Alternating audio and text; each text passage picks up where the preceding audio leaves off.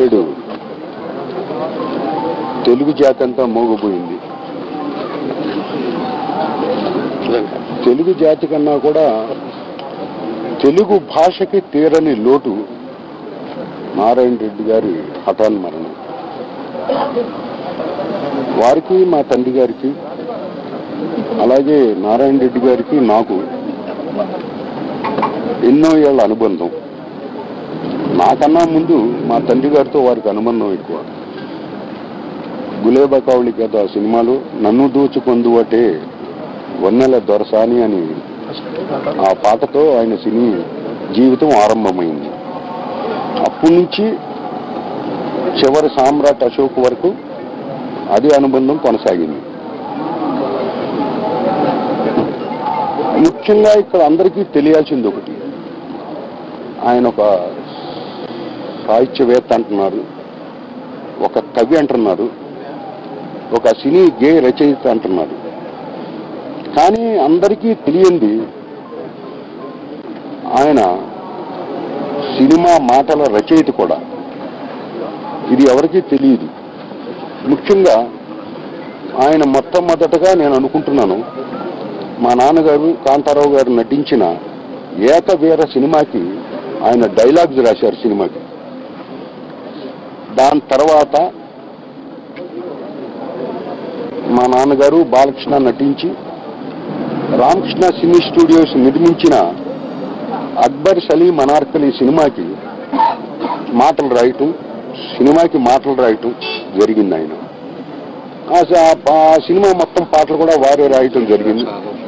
అలాగే నా సినిమా బ్రహ్మన్ తాత చెప్పింది ఈ సినిమా కూడా, తల్లా తల్లామ సినిమా కూడా వారే పాటలు రాయటం జరిగింది. ముఖ్యంగా తెలుగు భాషకి తీరని లోటు ఇవ్వాల, అది పోడ్చలేనిది. మనం అందరం ఆశ్చర్యం ఒకసారి ఆలోచించాలి.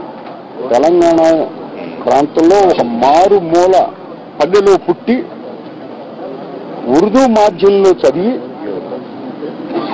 తెలుగులో మరి పాటలు రాయటం, గేయ రచయితగా, మరి సాహిత్యవేత్తగా, ఒక విమర్శ వచ్చే విమర్శకులుగా కూడా ఉన్నారు. ఒకప్పుడు నాన్నగారికి వారికి ఒకటి జరిగేది సంభాషణ, ఏమండి ఇది కాదండి అంటే అది కాదని నాన్నగారి దగ్గర నిర్మోహమాటంగా చెప్పే వ్యక్తి ఆయన. అలాగే ఎంత పెరిగినా ఎంత ఒదిగుండాలన్నది కూడా మరి వారి దగ్గరే ఉంది. ఇప్పుడు మనం ఒక్కసారి ఆలోచించాలి. నారాయణ రెడ్డి గారు రండి అని ఒకసారి కూర్చోబెట్టుకుని, ఏమంటే దుర్యోధనుడు ఎక్కడన్నా పాటలు పాడతాడా అని అడగటం, ఇది ఎక్కడా జరగలేదు అంటాం.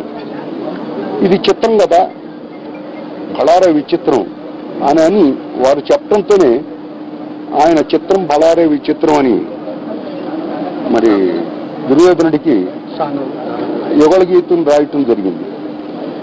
మరి అలాగే పాండవ వనవాసంలో భీముడికి ఒక పాట రాయాల్సి వచ్చింది.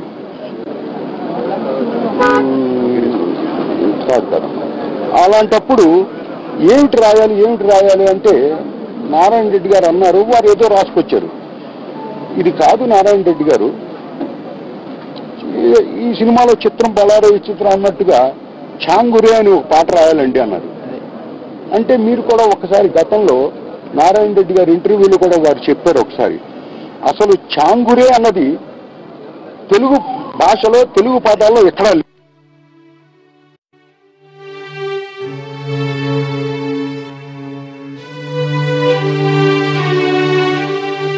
అంతరించిపోతుంది. ఇక భాషకు మట్టికి తీరని లోటు. నేను ఒకటే విజ్ఞప్తి చేస్తున్నాను, అయితే ఈ సందర్భంలో మన అనొచ్చో అనకూడదో నాకు తెలియదు, అయినా సరే ఉన్నమాట నేను అంటాను. నారాయణ రెడ్డి గారి యొక్క జీవితం అన్నది పాఠ్యాంశాల్లో చేర్చాల్సిన విషయం. అక్కడ స్వర్గీయ నందమూరి తారక రామారావు గారిది పాఠ్యాంశాల్లో ఎలా చేర్చాలో ఇక్కడ కూడా వారిది పాఠ్యాంశాల్లో చేర్చాల్సిన అవసరం ఉంది. అలాగే వారి కుటుంబ సభ్యులందరికీ నా సానుభూతి తెలియజేస్తున్నాను. వారి ఆత్మశాంతి చేకూరాలి.